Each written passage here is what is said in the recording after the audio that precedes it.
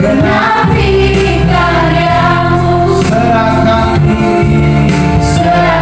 diri, genapi sehat lagi.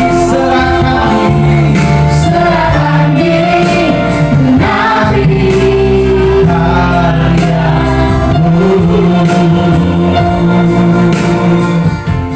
terima kasih Bapa di sorga, kami bersyukur buat kesempatan yang luar biasa.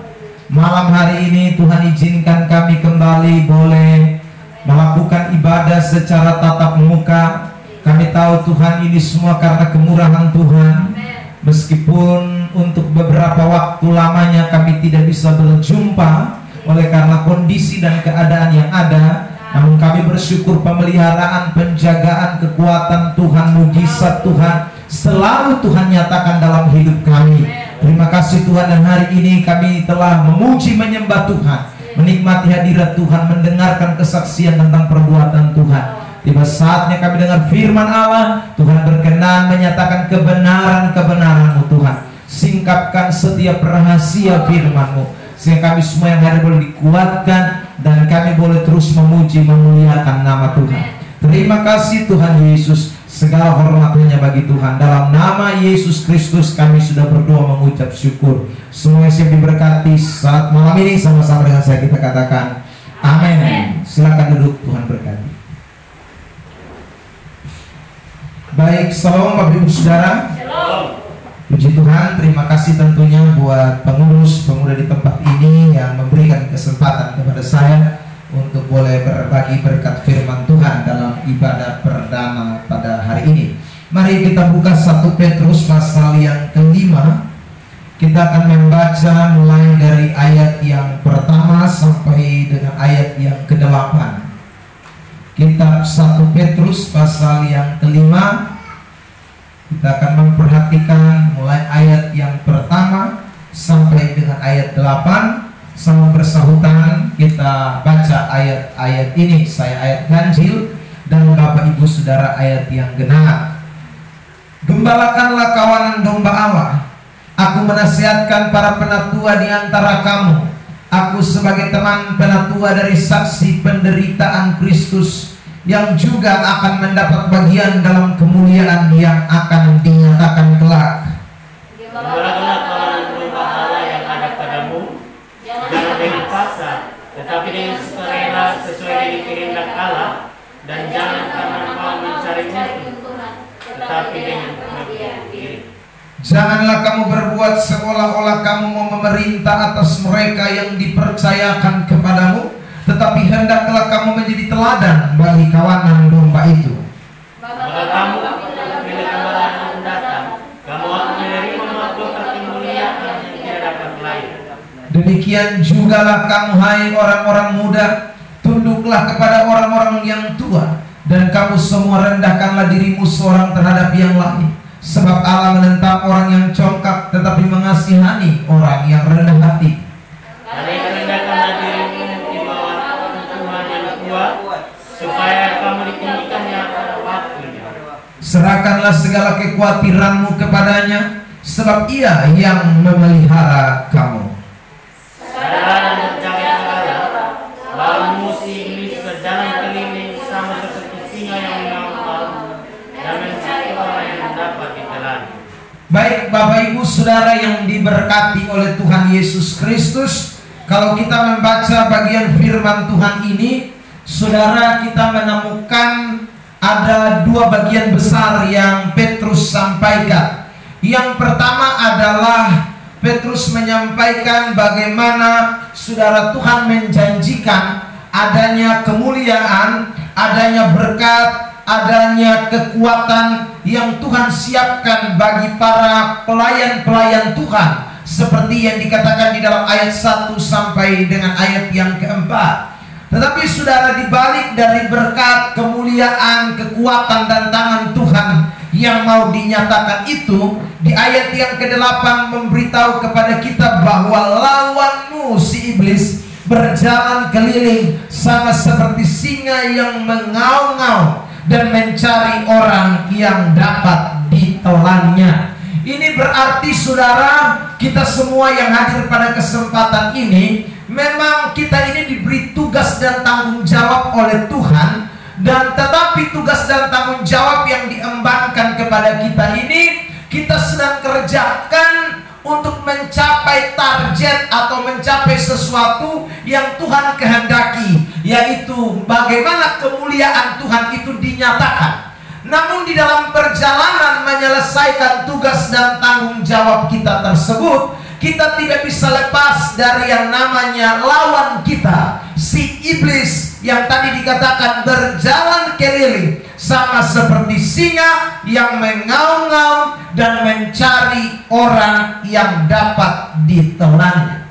Karena itu saudara yang diberkati Tuhan, di ayat yang ke-8 di sana dikatakan, sadarlah dan berjaga-jagalah. Nah, tema khotbah saya pada kesempatan malam hari ini adalah waspadalah terhadap serangan setan. Tema khotbah sore hari ini adalah waspadalah terhadap serangan setan. Saudara yang diberkati Tuhan, kalau kita memperhatikan ayat pembacaan kita pada kesempatan ini, kita menemukan bahwa orang-orang yang diserang oleh iblis ini adalah orang-orang yang boleh dikatakan bukan main-main, disebut tadi penatua, orang-orang muda. Ya, jadi orang-orang yang sebenarnya punya kekuatan, punya sesuatu yang luar biasa. Tetapi setan tidak mau tahu, mau penatua kah, mau itu orang muda kah, setan tetap saja saudaraku menyusun rancangannya, strateginya untuk menyerang kita. Karena itu saudara, peringatan ini, warning ini kita tidak boleh lupakan. Waspada, sadar, berjaga-jaga. Karena setan tidak pernah saudara berhenti. Dikatakan tadi dia berjalan keliling mencari orang yang dapat ditelannya. Kalimat itu ditulis dalam bentuk present, artinya terus menerus, tidak pernah berhenti. Dia putar tak putar kiri kanan saudaraku. Dia cari-cari orang yang kita anggap kuat, yang kita anggap hebat, yang kita anggap bisa pun iblis bisa kalahkan. Karena itu kita penting sekali setiap hari harus waspada dan berjaga-jaga. Saudara yang diberkati oleh Tuhan Yesus Kristus. Nah, apa action kita? Ini yang saya mau bagikan bagi kita sekalian pada kesempatan ini. Apa yang harus kita lakukan ketika saudara iblis menyerang kita? Apa yang harus kita lakukan dalam tindakan kita sadar berjaga-jaga, atau yang saya sebut dengan waspada tersebut ketika iblis berusaha menyerang kita? Saya mau ajak saudara untuk membaca bagian firman Tuhan ini secara bertahap. Kita mulai dari suratan 1 Petrus pasal yang kelima. Saudara, mulai ayat yang kedua terlebih dahulu. 1 Petrus pasal yang kelima ayat yang kedua. Gembalakanlah kawanan domba Allah yang ada padamu, jangan dengan paksa, tetapi dengan sukarela, sesuai dengan kehendak Allah. Terus 1, 2, 3. Dan janganlah karena mau mencari keuntungan, tetapi dengan pengabdian diri. Saudara, di dalam ayat 2 ini kita menemukan secara eksplisit bagaimana Tuhan memberikan sebuah pernyataan lewat Rasul Petrus. Kata jangan dengan paksa, jangan karena mau mencari keuntungan. Kalau saudara pun dikatakan jangan, itu berarti ada sebuah tindakan peringatan. Sebuah tindakan peringatan itu diberikan bisa saja dua hal. Yang pertama, orang itu sudah melakukan, atau yang kedua, orang itu baru rencana mau melakukan. Sehingga kemudian dikatakan jangan, ya, jangan. Itu sebuah warning yang diberikan kepada semua orang, termasuk dikatakan di dalam ayat ini adalah para penatua, termasuk dikatakan di dalam ayat ini adalah orang-orang yang menggembalakan, artinya orang-orang yang rohaniawan, mereka yang bekerja sebagai pelayan-pelayan Tuhan. Tetapi ada warning yang keras. Saya ulang, warning ini dikarenakan bisa saja mereka belum melakukan tapi hendak melakukan, atau sebaliknya mereka sudah terjerumus di dalamnya. Saudara yang diberkati Tuhan, strategi setan adalah menjatuhkan orang dengan cara-cara seperti ini. Jadi ini kita harus kenali secara baik-baik, ya. Saudara yang diberkati oleh Tuhan, strategi setan adalah menjatuhkan orang dengan cara membawa kita kepada kepentingan diri sendiri, membawa kita kepada sesuatu yang hanya untuk diri kita sendiri. Saudara, ketika kita melayani Tuhan, iblis itu punya banyak strategi serangan yang datang ingin menghancurkan diri kita, ya. Dia ingin mengalihkan fokus kita dari pengabdian kepada Tuhan. Dia ingin mengalihkan fokus kita dari, saudaraku, bagaimana kita sungguh-sungguh mengutamakan Tuhan. Dia ingin alihkan dengan kemudian membawa kepentingan-kepentingan tertentu yang membawa kita akhirnya terjebak di dalamnya. Karena itu waktu Petrus tulis surat ini, dia berikan peringatan yang keras supaya para pelayan-pelayan Tuhan pada masa itu benar-benar betul-betul memperhatikan secara cermat hidup mereka. Jangan sampai mereka terpengaruh, terperangkap, dan akhirnya mereka lupa fokus mereka di dalam melayani Tuhan adalah bukan untuk kepentingan diri sendiri, tapi seharusnya untuk pelayanan, untuk Tuhan, untuk saudaraku pekerjaan Tuhan itu lebih baik lagi. Amin. Ini kita tidak boleh lupakan, saudara yang diberkati Tuhan. Saya ingin ingatkan kepada kita semua yang hadir pada kesempatan ini, entah saudara sebagai orang muda, saya anggap kita semua orang muda dalam melayani Tuhan, ya. Dan Tuhan seringkali mengizinkan kita di tengah-tengah pelayanan. Orang muda itu biasanya dipercaya banyak hal. Orang muda itu biasanya, saudaraku, mempunyai sebuah kekuatan. Ide orang muda, yang kerja orang muda, ya saudara, yang biasanya di front lane, di garis terdepan, itu adalah orang-orang muda. Orang-orang tua tuh biasanya mereka dukung dari belakang, ya saudara. Orang muda itu selalu ada di garis depan di dalam sebuah pelayanan. Tapi ingat baik-baik, waktu kita melayani Tuhan, kita ada di garis depan. Iblis tidak senang, saudara. Seringkali dia mulai menawarkan tawaran-tawaran untuk kepentingan-kepentingan diri sendiri. Dia membuat kita akhirnya, saudaraku, lupa bahwa fokus pelayanan kita adalah untuk kepentingan Tuhan. Fokus pelayanan kita adalah untuk kemajuan pelayanan pekerjaan Tuhan. Dia membuat kita akhirnya, saudaraku, lebih kepada fokus diri sendiri.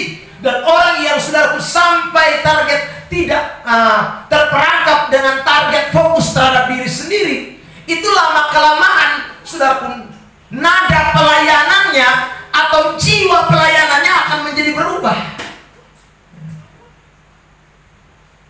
Kalau apa yang dia inginkan tidak tercapai, maka dia bisa mundur di tengah jalan, saudara. Kalau apa yang dia targetkan itu untuk dirinya tidak dia capai, dia bisa, saudaraku, menyesal dalam melayani Tuhan. Karena itu hari ini saya mau ingatkan, kita baru saja memulai kembali pelayanan pekerjaan Tuhan ini. Ingat, fokus kita bukan diri kita, fokus kita bukan untuk kepentingan kita, fokus kita bukan untuk keuntungan diri kita, tapi semuanya kita melakukan dengan fokus bagi kemuliaan nama Tuhan. Berikan kemuliaan yang terbaik bagi Yesus Kristus. Nah, orang yang melakukan dengan fokus hanya kepada Tuhan saja, maka ciri yang paling jelas adalah dia akan memiliki kerajinan yang tidak akan kendor. Mari kita mau baca ayat ini, Roma 12 ayat yang ke-11. Kitab Roma pasal 12 ayat yang ke-11. Kitab Roma pasal yang ke-12 ayat yang ke-11. Mari kita baca dalam hitungan yang ketiga, Roma 12 ayat 11. 1, 2, 3. Janganlah hendaknya kerajinanmu kendor, biarlah rohmu menyala-nyala dan melayanilah Tuhan. Perhatikan, kalimat melayani Tuhan itu ada di bagian terakhir daripada tulisan teks ini. Yang pertama ada dikatakan kerajinan tidak akan kendor. Lalu yang kedua dikatakan rohnya menyala-nyala. Yang ketiga baru dikatakan layanilah Tuhan. Nah, saudara yang diberkati, saya ulang lagi. Orang-orang yang tidak fokus kepada kepentingan dirinya, tetapi fokusnya adalah kepentingan melayani Tuhan, fokusnya adalah untuk kemuliaan bagi nama Tuhan. Dia tidak melayani sekali lagi hanya untuk dirinya, keuntungan dirinya, seperti yang diingatkan oleh Rasul Petrus dalam 1 Petrus pasal yang kelima. Karena iblis dikatakan berjalan keliling seperti singa yang mengaum dan mencari orang yang dapat ditelannya. Artinya kalau orang itu hidup dalam kepentingan diri sendiri, dia gampang ditelan setan, dia gampang ditelan oleh iblis dalam melayani. Tapi kalau dia hanya untuk kemuliaan bagi nama Tuhan, maka sekali lagi kerajinannya tidak akan kendor, rohnya akan menyala-nyala, dan dia pasti terus melayani Tuhan. Amin. Saudara yang diberkati oleh Tuhan Yesus Kristus, karena itu yang singers, biarlah kerajinanmu jangan kendor jadi singers. Yang pendoa syafaat, biarlah kerajinanmu jangan kendor karena engkau pendoa syafaat. Yang penerima tamu, ya saudaraku, janganlah kerajinanmu kendor. Ada yang bilang, beta dari tamu, kita hanya terima tamu terus. Itu talenta yang Tuhan kasih. Ya, saudara, sebab mungkin lu WL nanti hancur semua. Orang bukan menyanyi puji Tuhan, bisa-bisa orang diam semua karena lu suara lain, musik lain, ya. Tapi engkau diberikan talenta khusus, yaitu penerima tamu. Ya, saudara. Itu, jadi ingatlah baik-baik. Fokus kita bukan untuk kepentingan diri kita. Baik penerima tamu, baik singers, baik WL, baik itu saudara pendoa syafaat, semua kan kita melayani Tuhan. Sama semua, tidak ada bedanya. Hanya kenapa orang seringkali membedakan? Saya ulang, karena dia sudah mendapat serangan setan yang dia tidak sadar. Setan mulai menitipkan kepentingan diri sendiri dalam hidupnya. Kalau kamu terima tamu, kamu tidak dapat keuntungan. Oh, kalau kamu hanya itu terus, kamu tidak dapat keuntungan. Tidak, itu adalah serangan setan. Kita harus tahu bahwa dalam kapasitas apapun, kalau kita melayani Tuhan, maka sekali lagi semuanya untuk hormat dan kemuliaan bagi nama Tuhan. Amin. Amin. Ya, saudara yang diberkati. Bahkan termasuk yang menyiapkan aqua juga ini penting, saudara yang diberkati Tuhan. Karena kalau saya khotbah aqua tidak ada, saudaraku, tiba-tiba napas sesak kan repot. Ya, itu butuh yang membawa aqua.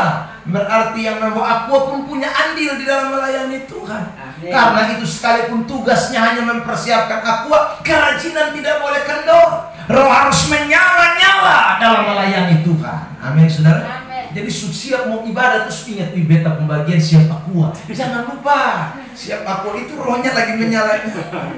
Saudaraku, sekalipun kelihatan kecil, tapi itu untuk kepentingan kerajaan Allah. Semuanya sekali lagi kita harus lakukan dengan sungguh-sungguh. Satu ayat lagi, mari kita lihat. Orang kalau tidak terinfeksi atau terindikasi dengan kepentingan diri sendiri, ini yang akan terjadi waktu dia melayani Tuhan. Efesus 6 ayat 6. Mari kita lihat. Kitab Efesus pasal 6 ayat 6 dan ayat yang ke-7. Ya, saudara. Efesus 6 ayat 6 dan ayat yang ke-7. Mari kita sama-sama membaca ayat ini di dalam hitungan yang ketiga. Efesus 6 ayat 6 dan ayat yang ke-7. Oke? 1, 2, 3. Jangan hanya di hadapan mereka saja untuk menyenangkan hati orang, tetapi sebagai hamba-hamba Kristus yang dengan segenap hati melakukan kehendak Allah, dan yang dengan rela menjalankan pelayanannya seperti orang-orang yang melayani Tuhan dan bukan manusia. Saudara lihat, dikatakan sekali lagi di ayat 7 itu bagian terakhir, melayani Tuhan dan bukan melayani manusia. Bagaimana kita bisa melayani Tuhan tanpa kepentingan diri kita sendiri? Di sana dikatakan kita bukan melayani karena ada diperhadapkan dengan banyak orang. Kita melayani bukan untuk menyenangkan hati orang. Kita melayani dengan segenap hati, dengan kerelaan menjalankan pelayanan itu, karena fokus kita bukan menyenangkan manusia, tapi Amin. Amin. Ya. Jadi pemuda remaja ingatlah baik-baik.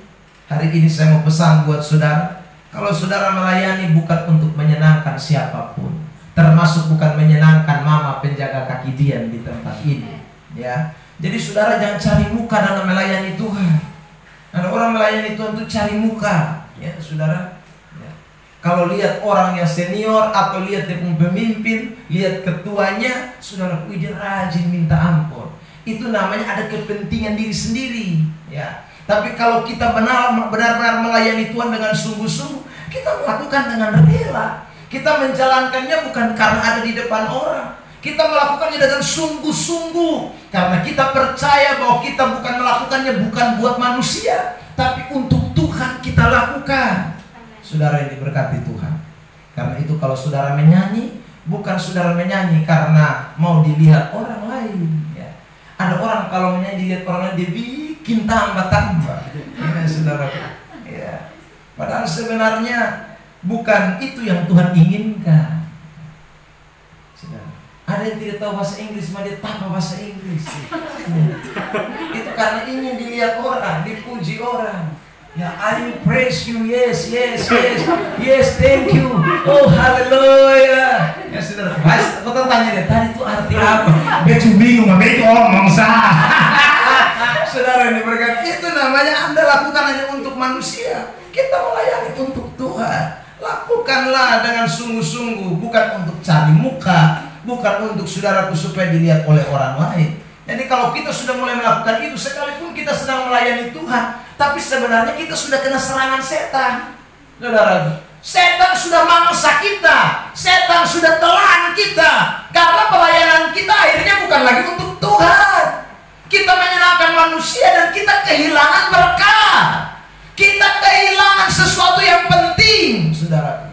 Ingat tadi ayat yang kita baca. Makanya ingat baik-baik, saudara. Kita tidak boleh punya motivasi atau saudaraku keinginan-keinginan seperti itu. Karena itu akan membuat kita justru kehilangan sesuatu yang Tuhan mau karuniakan kepada kita. Ya saudara, ini penting sekali. Nah, kalau begitu saudaraku yang diberkati Tuhan, hari ini kita harus belajar dari kebenaran ini. Kalau saya dipercayakan oleh Tuhan, sekali lagi, saya melakukannya dengan roh yang menyala-nyala.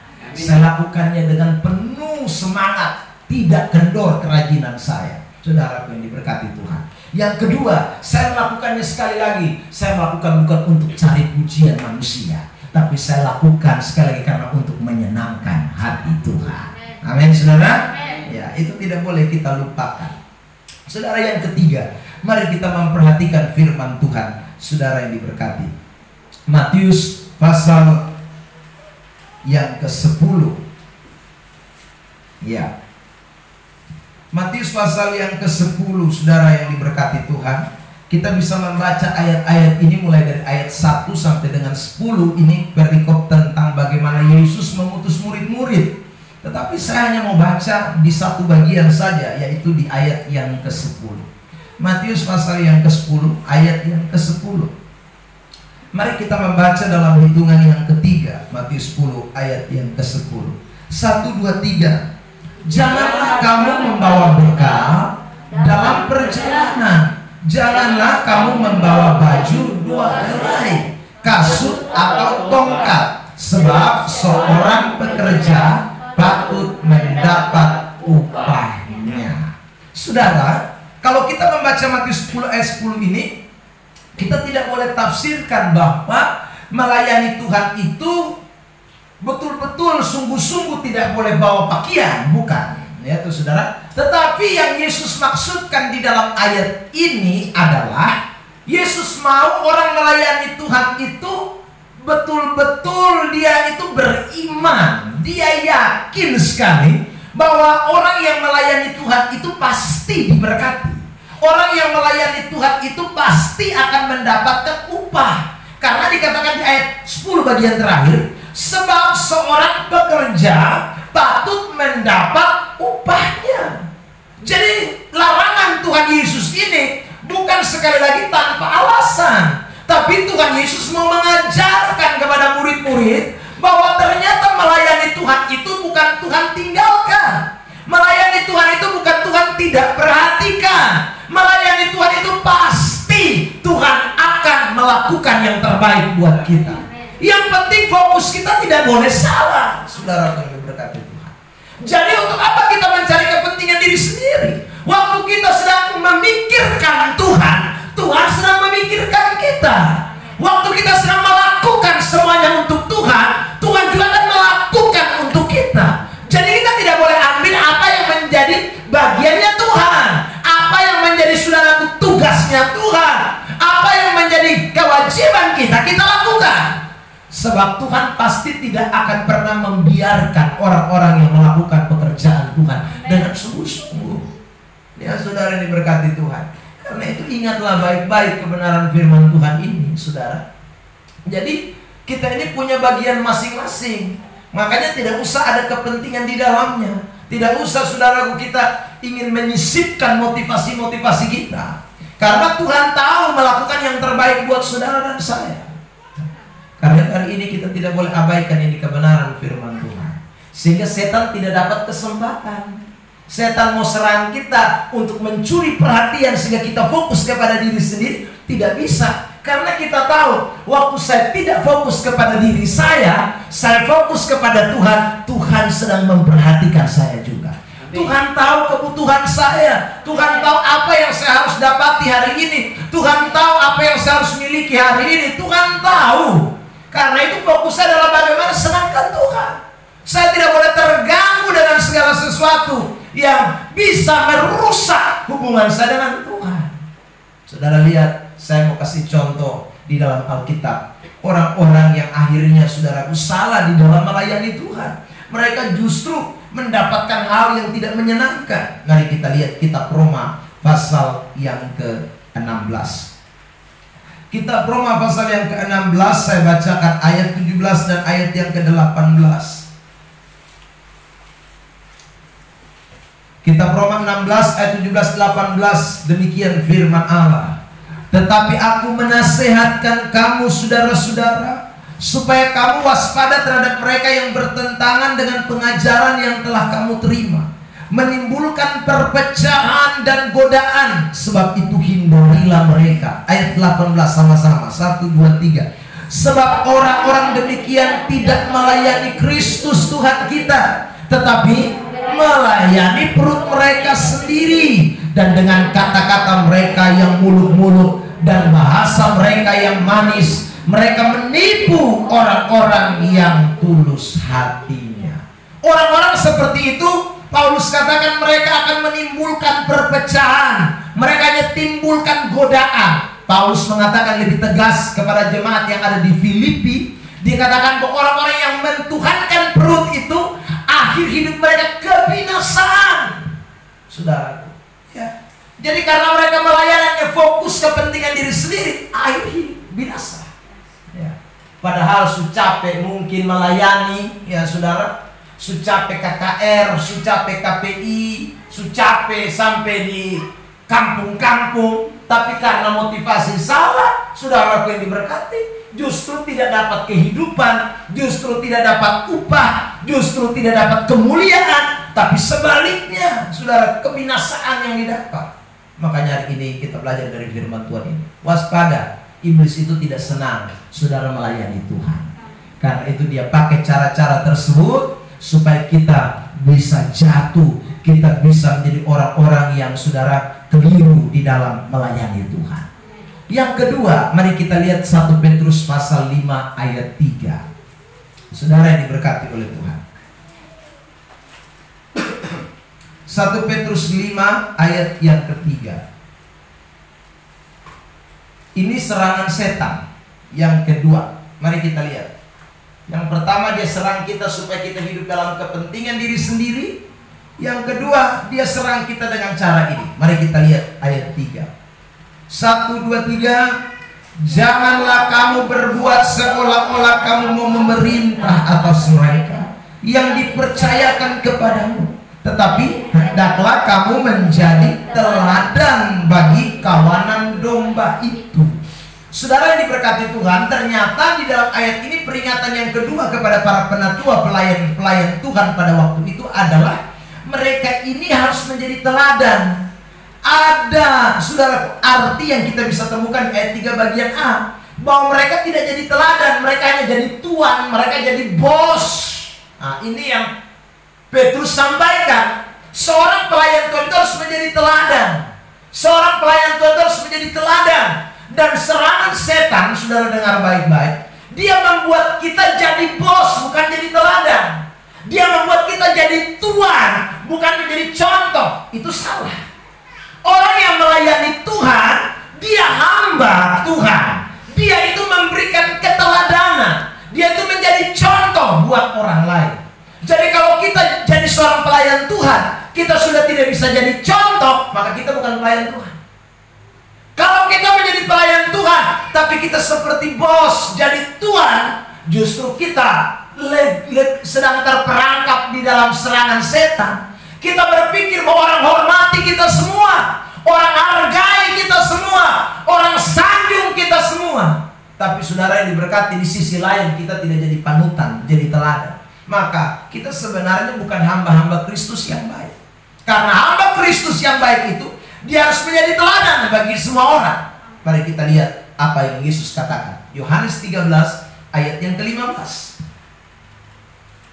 Yohanes 13 ayat 15. Yohanes 13 ayat 15. Sama-sama kita baca dalam hitungan ketiga. Sebab aku telah memberikan suatu teladan kepada kamu, supaya kamu juga berbuat sama seperti yang telah kuperbuat kepadamu. Lihat, Yesus memberikan suatu keteladanan. Makanya kalau kita membaca Yohanes 13 itu, Yesus tidak tampil sebagai Tuhan, tapi dia tampil sebagai hamba yang membasuh kaki murid-muridnya. Saudara yang diberkati oleh Tuhan, dia mau meninggalkan keteladanan. Itulah seorang pelayan Tuhan, itulah seorang hamba Tuhan.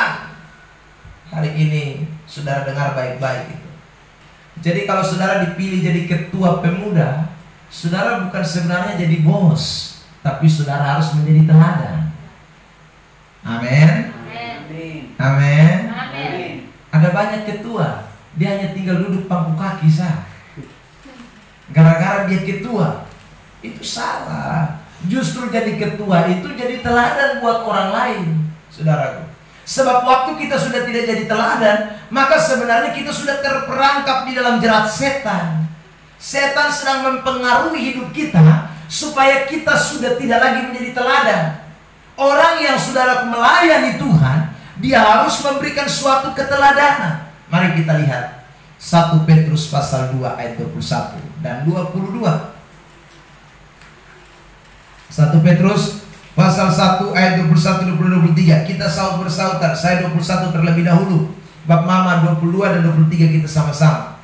Sebab untuk itulah kamu dipanggil, karena Kristus pun telah menderita untuk kamu dan telah meninggalkan teladan bagimu, supaya kamu mengikuti jejaknya. Ayat 22. Ia tidak berbuat dosa dan tipu tidak ada dalam mulutnya. Ayat 23, 1, 2, 3. Ketika ia dicaci maki, ia tidak membalas dengan mencaci maki. Ketika ia menderita, ia tidak mengancam, tetapi menyerahkannya kepada Dia yang menghakimi dengan adil. Jadi saudara, dikatakan di dalam ayat 21 tadi, Yesus telah meninggalkan teladan bagimu, ikuti jejaknya. Apa itu keteladanan yang Yesus tinggalkan? Ayat 22, Yesus tidak berbuat dosa, Yesus tidak tipu-tipu, Yesus tidak caci maki balas caci maki, Yesus saudaraku menderita, dia tidak membalas mengancam, dia menyerahkan dirinya. Itu keteladanan yang Yesus berikan. Amin. Saudara yang diberkati. Jadi kalau saudara dan saya mau menjadi seorang hamba Tuhan, menjadi seorang pelayan Tuhan, kita memang harus memberikan teladan. Kita harus memberikan contoh. Sebab kalau kita tidak memberikan contoh, kita tidak memberikan teladan, maka sekali lagi kita hamba Tuhan yang sebenarnya sedang terperangkap di dalam jerat setan. Kita ini sebenarnya sudah ditelan setan, kita tidak tahu. Kita pikir kita masih melayani Tuhan, tapi kita sudah tidak jadi teladan. Saudaraku yang diberkati Tuhan, itu adalah sesuatu yang keliru. Makanya hari ini saudara ingatlah baik-baik, serangan setan itu dia tidak serang dengan cara-cara yang mengerikan. Dia pakai cara-cara halus. Dan banyak kali orang tidak tahu, orang sudah terperangkap di dalamnya. Waktu dia melayani untuk kepentingan diri sendiri satu, yang kedua dia sudah tidak jadi teladan lagi, ya, dia hanya menjadi seorang bos yang memerintah. Itu sebenarnya orang tersebut sudah ada dalam perangkap setan. Saudara yang diberkati. Dan ini kita tidak boleh lupakan. Saudara yang ketiga, kita perhatikan sekarang di ayat yang keempat.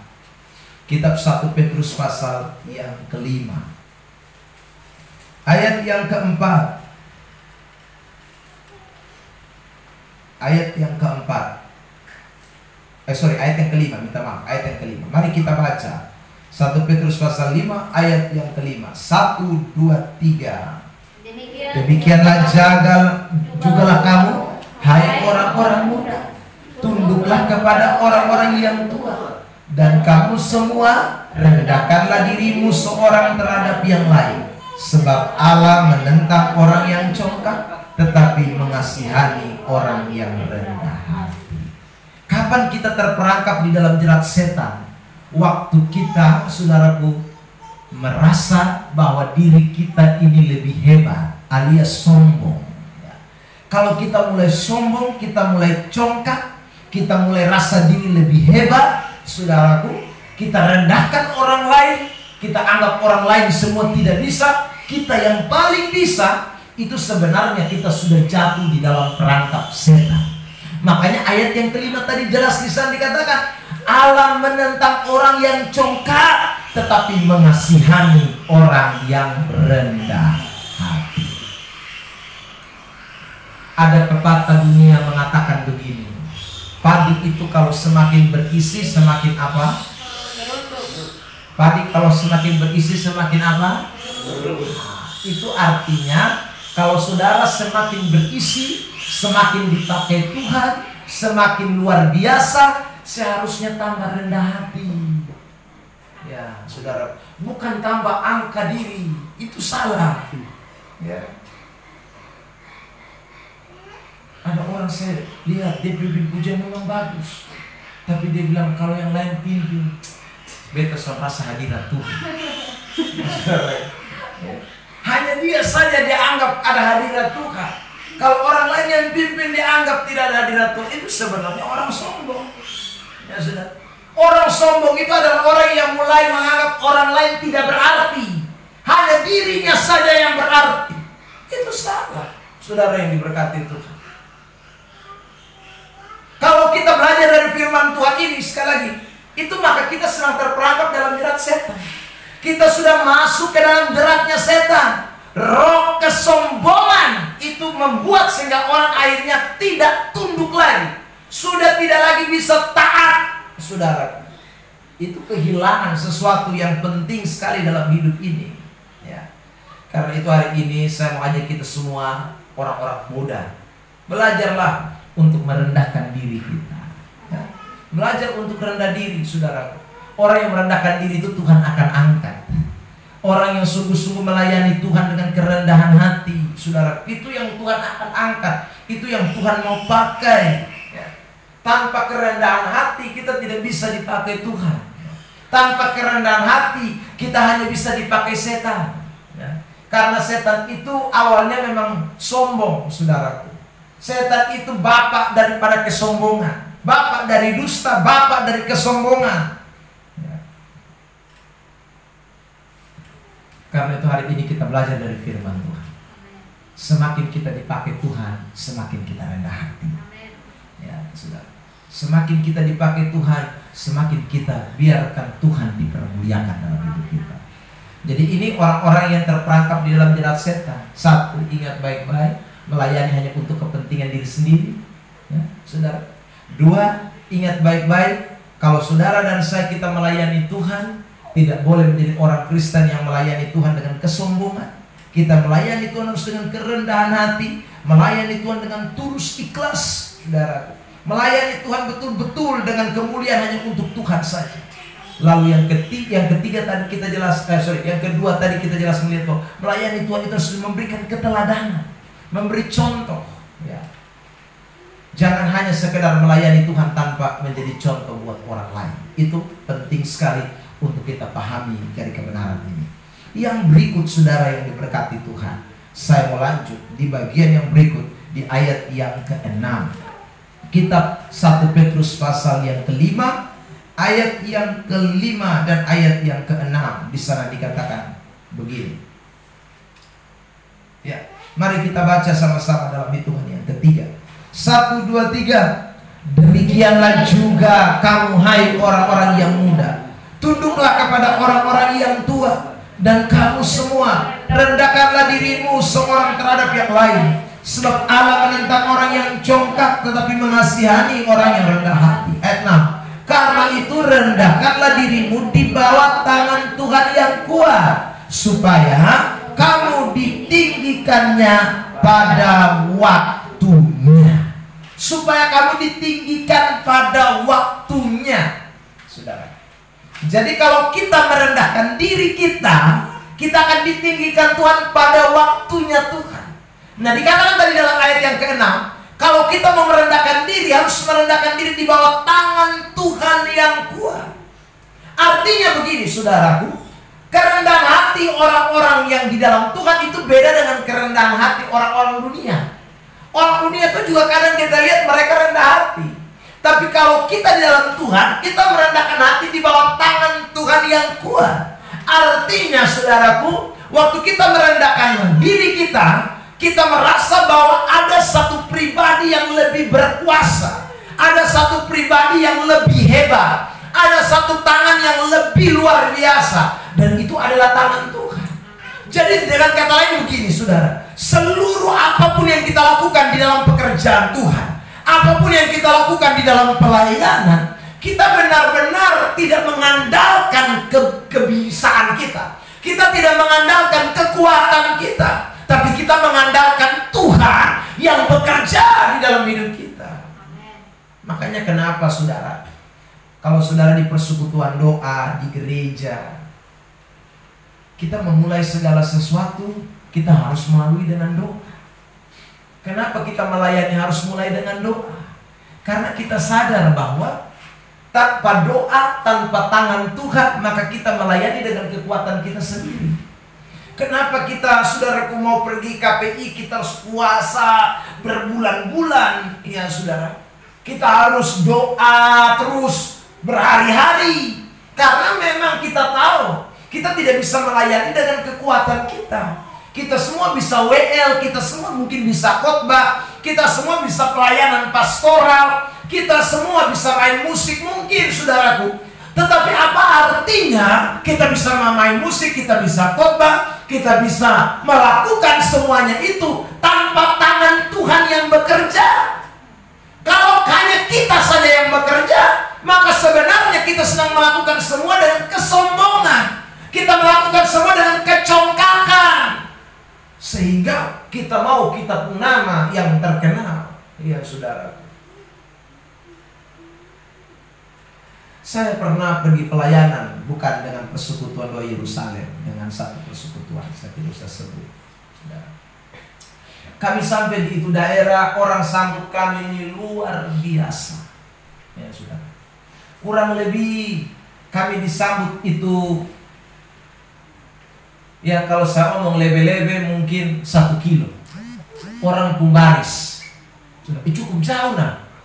Itu gereja di sini, orang sambut kami di cabang Masok sana. Saudara diberkati. Itu anak kecil orang besar baret. Ya, saudara. Jadi kami juga pegang tangan cium orang itu dari sana sampai sini. Saudara, saya juga sampai capek. Ya, saya juga sampai capek, tapi itu penghargaan yang luar biasa. Disambut dengan tari-tarian, lalu kemudian dikalungkan dengan tais. Ya, sudah. Setelah itu selendang, ya, selendang, sarung, ya, sarung. Ya. Kemudian saudaraku, dari itu daerah kami pindah lagi ke satu daerah yang lain. Sampai di daerah yang lain itu saudara, tidak ada satu manusia pun yang keluar. Termasuk ibu pendetanya pun tak keluar. Gereja itu sepi sekali. Saudara yang diberkati Tuhan. Waktu kami sampai di situ, lalu penjaga kaki dianya marah, saudara. Dia bilang begini, lebih baik kita bebaskan debu saja, karena mereka tidak mau menerima kita sebagai hamba-hamba Tuhan. Saudara diberkati Tuhan. Saya juga tidak tahu kenapa hari itu mereka tidak sambut kami juga, saudara. Tetapi sebenarnya, saudara diberkati Tuhan, sebagai hamba Allah, kita harus lihat bahwa tidak selalu kita ini diterima dengan, saudaraku, dua tangan. Kadang-kadang orang terima kita dengan setengah hati. Ada kalanya orang terima kita juga dengan bersungut-sungut. Ya. Tapi memang sebagai hamba Tuhan kita harus siap dalam kondisi itu. Amin. Kita harus siap menerima keadaan itu, saudara. Jadi cukup lama kami tidak turun dari truk, saudara. Kami waktu itu pergi dengan truk. Kami lama, saudara. Di dalam truk, mampu tidak usah turun. Sampai kapan Ibu Pendeta keluar baru kita turun. Saudara diberkati. Kami mungkin sekitar setengah jam. Kemudian Ibu Pendeta nere-nere datang. Waktu Ibu Pendeta nere datang, aduh minta maaf, kami ada ibadat perkunjungan. Jadi kami ini baru keluar, baru selesai. Saudara diberkati itu. Ketua rombongan marah, saudara. Karena merasa tidak dihargai. Saudara diberkati Tuhan. Tapi bagi saya ini sebuah kekeliruan. Karena memang kita sebagai hamba Tuhan, kita harus siap tidak dihargai. Ya. Itu tidak boleh menjadi penghalang Injil diberitakan. Itu tidak boleh menjadi penghalang, saudaraku, firman Tuhan itu disampaikan. Sebab kalau sudah ada dalam diri kita bahwa kita harus dihormati selalu, kita harus dihargai selalu, bisa saja saudara diberkati Tuhan, kita bisa tidak lagi memberitakan firman waktu orang tidak menghargai kita, waktu orang tidak menyambut kita. Saudara, kita kehilangan momen yang terbaik. Ya, saudara. Kita kehilangan sesuatu kondisi yang baik, yang sebenarnya di mana Injil Kristus harus diberitakan di sana. Makanya malam hari ini saya mau sampaikan buat saudara, ingatlah baik-baik. Terkadang kerendahan hati itu sangat dibutuhkan sekali dalam pelayanan ini. Sebab iblis menyerang kita bisa dengan cara-cara yang seperti itu. Ya. Makanya penting sekali kenapa kita harus ada di bawah tangan Tuhan yang kuat. Supaya kita sadar bahwa sebenarnya kita ini bukan siapa-siapa. Kalau kita disambut, itu bukan karena kita siapa-siapa, tapi kita diberikan penghargaan oleh Tuhan. Jadi kalau kita tidak disambut, it's okay, no problem, tidak jadi masalah. Yang pasti, saudara yang dikasihi oleh Tuhan, kita harus tetap melayani Tuhan, sekalipun terkadang kita tidak diperhatikan dengan baik. Ya, itu penting sekali buat kehidupan kekristenan kita. Sehingga hari lepas hari, saudara yang diberkati Tuhan, kita boleh menjadi orang-orang Kristen yang fokus benar-benar kepada pelayanan dengan sungguh-sungguh miliki yang namanya kerendahan hati. Ya. Saudara, yang terakhir sekarang kita lihat di dalam ayat yang ke-7 dan ayat 8. Dua ayat, 1 Petrus 5 ayat 7 dan ayat yang ke-8. 1 Petrus 5 ayat 7 dan ayat 8. Saya ayat yang ke-7, Bapak Mama Saudara ayat yang ke-8. Serahkanlah segala kekhawatiranmu kepadanya, sebab Ia yang memelihara kamu. 8, silakan. Saudara berjaga-jagalah, lawan musuh iblis berjalan keliling sama seperti singa yang mengaum-ngaum dan mencari orang yang dapat ditelan. Siapakah orang yang dapat ditelannya yang keempat? Mereka adalah orang-orang yang kekhawatiran menguasai hidup mereka. Makanya ayat 7 bilang, serahkanlah segala kekhawatiranmu. Saudara, serahkanlah segala kekhawatiranmu kepadanya, sebab Dia yang akan memelihara kamu.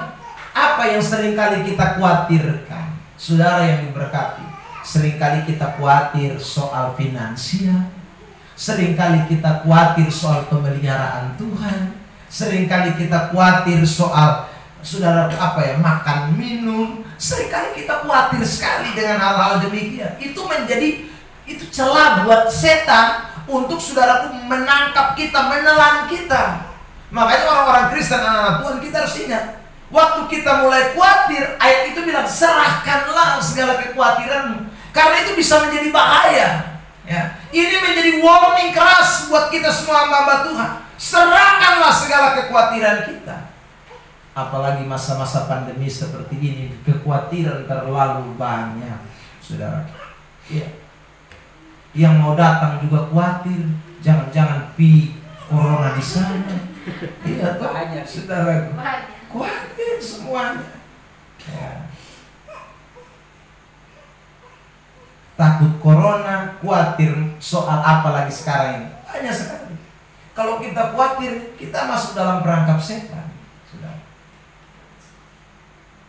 Saudara, kita dengar di berita kan, bahwa virus corona ini sudah bermutasi, sehingga varian baru sudah muncul, B117, terus N9 apa, pokoknya model ke plat nomor M914K kok. Jadi ini plat nomor nih ya. Jadi ada varian baru, sudah dua varian baru. Yang N itu dari Skotlandia, sudah datang juga di Indonesia. Yang B117 itu dari Inggris apa? Saya tidak salah, saudara. Itu juga sudah masuk di Indonesia. Jadi kalau kita tambah khawatir, maka kita akan terus ada dalam kekhawatiran, saudara. Karena ini bukan main-main. Kita doa supaya kurang, dia tambah void. Saudara diberkati oleh Tuhan. Makanya hari ini saya mau sampaikan buat kita semua yang hadir. Serahkan sudah kita punya kekhawatiran.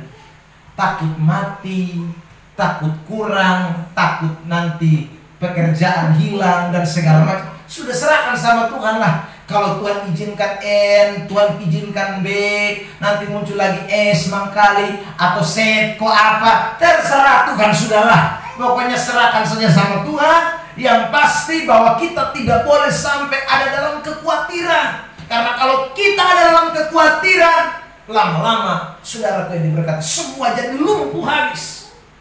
Ya.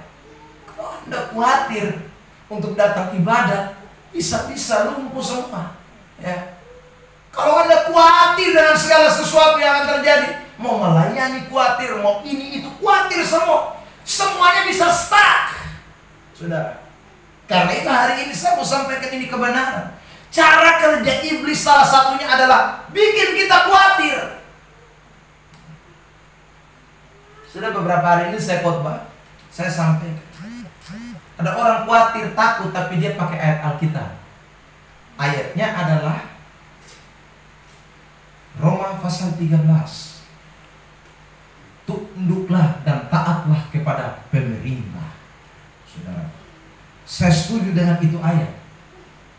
Tetapi saudara diberkati Tuhan, yang saya tidak setuju orang-orang yang pakai ini ayat. Karena separuh tidak tahu pakai helm naik motor, tapi dia bilang tunduklah dan taat kepada pemerintah. Hanya dalam hal ibadat dia suruh kita tunduk, tapi dia sendiri tidak pernah tunduk naik motor. Kalau tidak pakai helm itu tidak tunduk kepada pemerintah. Lu lawan Roma 13, saudara. Ya. Pajak tidak pernah bayar, tapi dia bilang tunduklah dan taatlah kepada pemerintah. Untuk corona dia pakai itu ayat, untuk naik motor dia buang itu ayat. Memangnya ada ayat di dalam Alkitab yang mengatakan itu Roma 13 khusus buat corona? Ada? Tidak ada itu ayat. Saudara, dalam semua hal harusnya tunduk kepada pemerintah. Ya tuh saudara. Jadi jangan karena lu pun takut mau mati itu, lu pakai itu ayat. Saudara pengen berkat itu. Jadi di gereja saya melayani saudara. Ada jemaat bilang begitu, saya bilang, ya sudah, lu pakai helm, saya tidak pernah. Malu ngomong itu ayat. Ya saudara. Ya, lu jangan dikte better itu ayat. Kalau lu penakut sendiri, ya sudah. Ya. Karena ada banyak orang ini bersembunyi di balik ayat Alkitab, tapi sebenarnya dia pun khawatir lebih tinggi di atas segala-galanya. Amin, banyak itu. Saudara yang diberkati itu. Karena itu hari ini saya mau bilang, kalau Anda sudah dikungkung atau sudah dipagari dengan kekhawatiran, sebenarnya Anda sedang ditelan oleh iblis. Makanya sadarlah dan berjaga-jagalah. Saudara yang diberkati, kiranya Tuhan Yesus memberkati kita sehingga, saya ulang ya, serahkan untuk kekhawatiran. Kekhawatiran itu memang ada, tapi serahkan sudah. Serahkan sudah, serahkan. Waktu mau khawatir, serahkan sama Tuhan. Hidup mati Tuhan atur. Amin. Ya saudara. Ya, Tuhan yang izinkan terjadi kok. Ya, Tuhan yang izinkan terjadi, Tuhan juga yang akan berperkara. Yang penting kita lakukan yang sudah dianjurkan. Pakai masker, saudara, cuci tangan, jaga jarak, semua sudah kita lakukan. Ya saudara. Tapi juga corona tetap void. Yang mau bilang apa lagi? Ya tuh, apalah daya tangan tak sampai. Ya, saudara yang diberkati itu.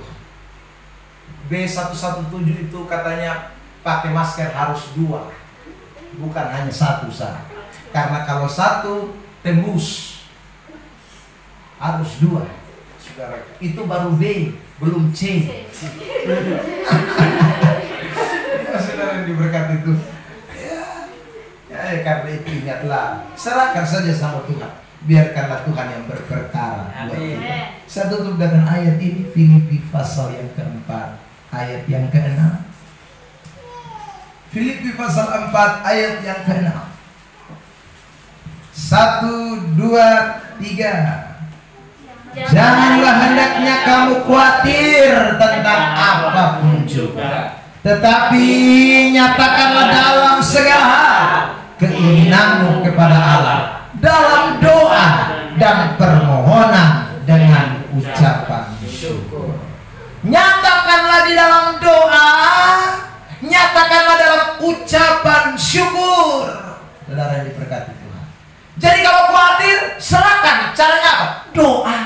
Tuhan, pakai masker sudah, cuci tangan sudah, jaga jarak sudah. Serahkan semua kepada Tuhan. Saya mau melayani Tuhan.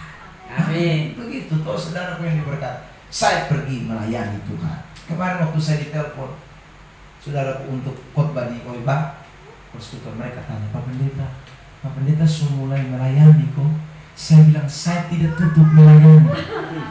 Melayani jalan terus. Ya saudara yang diberkati Tuhan. Iya, saya tidak tutup melayani. Melayani jalan terus. Yang penting ikuti apa yang sudah menjadi bagian protokol itu sebagai bagian daripada mencegah penyebarannya.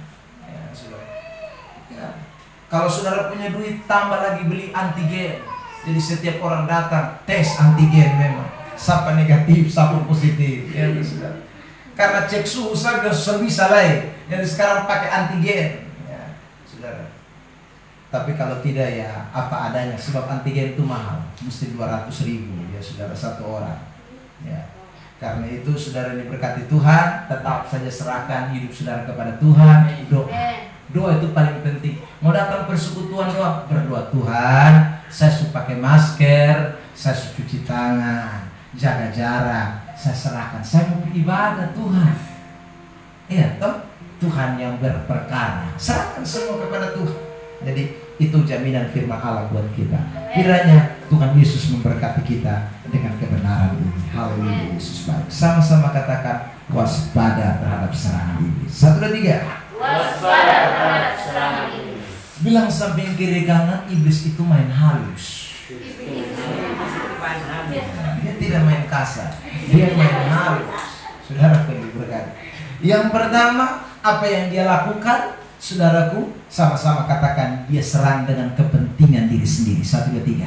Dia serang dengan kepentingan diri sendiri. Sekali lagi, dia serang dengan kepentingan diri sendiri. Dia serang dengan kepentingan diri sendiri. Bilang samping kiri kanan, waspada, waspada. Waspada, waspada. Nah, saudara, dia serang kepentingan diri sendiri, tapi kita tidak mau. Kita melayani untuk kepentingan Tuhan semuanya. Amin. Ya.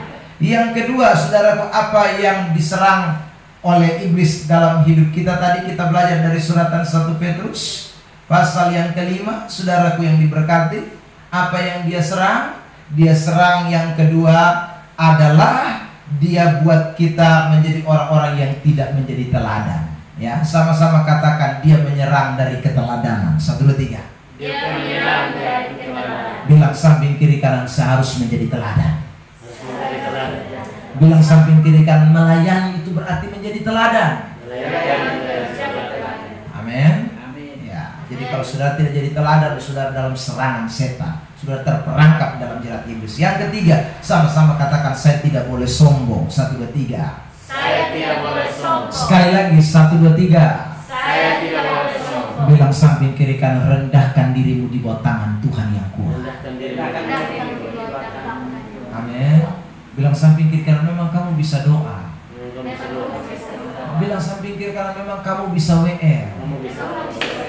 Bilang samping kiri kamu memang bisa khotbah. Bisa. Bilang samping kiri, tapi kamu tidak bisa tanpa Tuhan. Amin. Ya. Yang terakhir, sama-sama katakan, saya tidak boleh khawatir. 1, 2, 3. Saya tidak boleh khawatir. Sekali lagi. Saya tidak khawatir.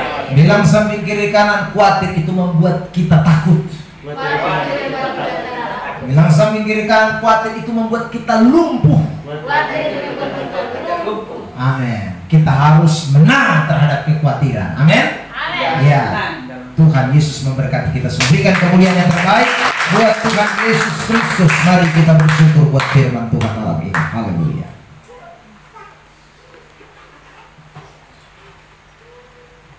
Serahkanlah hidupmu padanya, serahkanlah seluruh persoalanmu, sebab di dalam tangannya ada jaminan kekal. Haleluya Yesus. Terima kasih.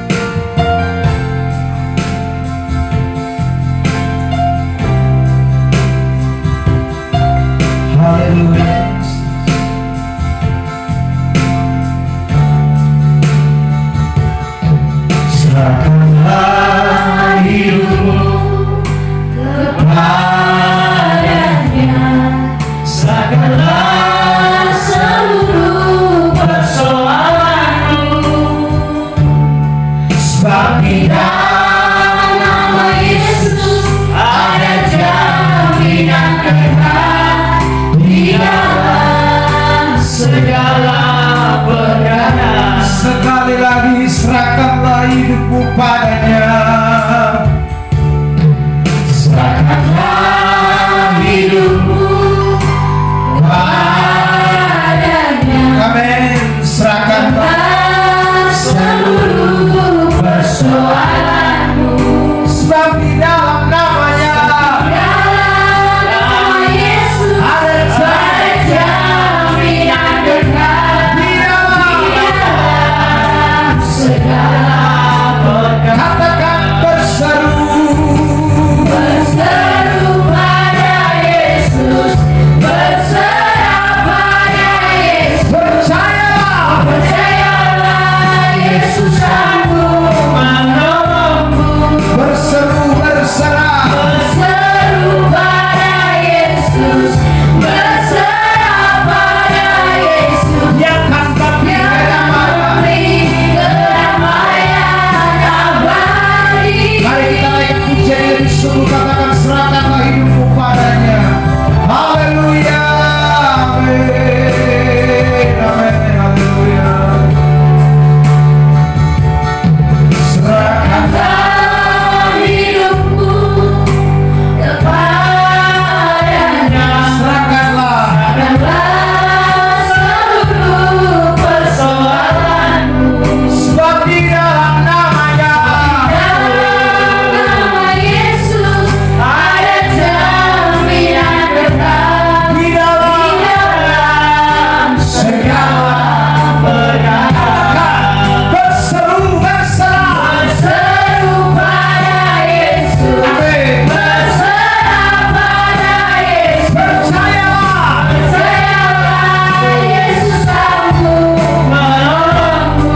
Berseru, berseru pada Yesus. Berserah pada Yesus. Yang akan memberi kedamaian abadi. Berseru, berseru pada Yesus. Berserah pada Yesus. Percayalah, percayalah, Yesus sanggup menolongmu. Berseru, berserah, berseru pada Yesus.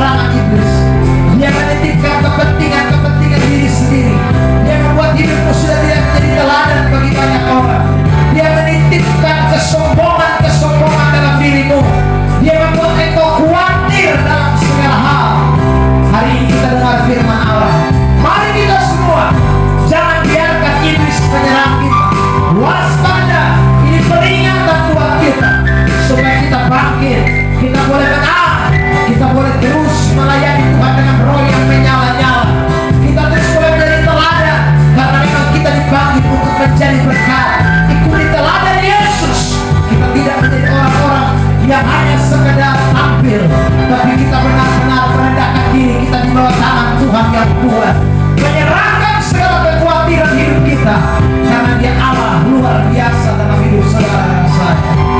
Haleluya Yesus. Terima kasih Tuhan. Terima kasih Bapa.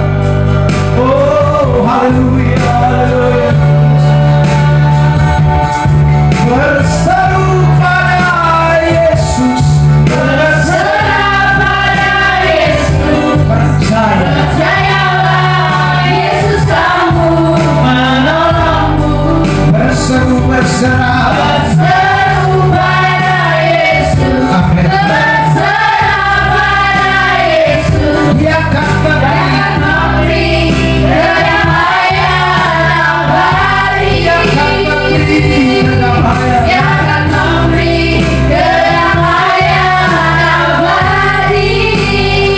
Kami serahkan setiap gibran lepas pribadi, seluruh kehidupan kami Tuhan. Kami serahkan sepenuhnya kepada Tuhan, karena kami tahu bahwa kami tidak mampu, kami tahu bahwa kami terbatas, kami tahu bahwa kami tidak sanggup. Tapi ada tangan Tuhan yang luar biasa. Ada Yesus Kristus Sang Gembala Agung. Ada Tuhan kami yang tidak pernah meninggalkan kami sedetik pun. Terima kasih buat kebenaran firman Allah. Terima kasih buat kehadiran Tuhan. Terima kasih buat lawatan Tuhan buat setiap kami Tuhan. Hamba berdoa Tuhan, hamba percaya kami semua yang ada kami adalah pelayan-pelayan Tuhan. Kami orang-orang muda, tapi kami tahu bahwa kami tidak bisa berbuat apa-apa kalau tanpa Tuhan. Kami orang-orang yang membutuhkan Tuhan. Karena itu hamba berdoa malam ini Tuhan dapati kami semua Tuhan. Siapa kami semua untuk angkat setiap hal yang tidak berkenan di hadapan Engkau Tuhan. Kami percaya Roh Kudus bekerja supaya kami benar-benar menjadi orang-orang yang diperbaharui, menjadi orang-orang yang benar-benar melayani Tuhan dengan sungguh-sungguh. Terima kasih Bapa. Hormat kemuliaan hanya bagi Tuhan. Terima kasih Yesus Kristus menaikkan kebenaran firman yang hamba sudah seberangkan pada kesempatan malam ini Tuhan. Jadikan ini sesuatu yang benar-benar tidak dilupakan, pegangan hidup setiap hari, dan semuanya boleh dipraktekkan dalam hidup kami untuk kemuliaan bagi nama Tuhan. Terima kasih Tuhan Yesus. Kami bersyukur Tuhan buat kasih setiamu. Kami percaya malam ini Tuhan, kami semua sudah dilawat, kami semua sudah diberkati dengan kebenaran firman Allah. Dalam nama Yesus Kristus kami sudah berdoa mengucap syukur. Semua yang sudah diberkati, sama-sama kita katakan amin.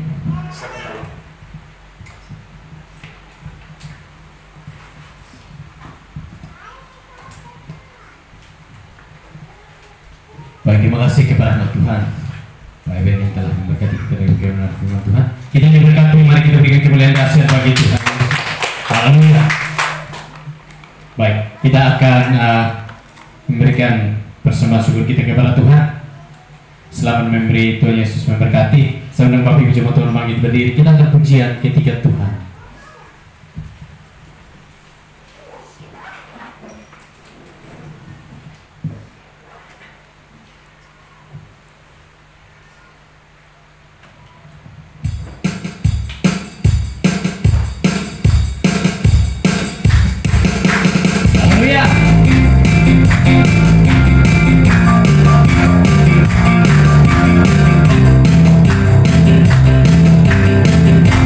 Mari kita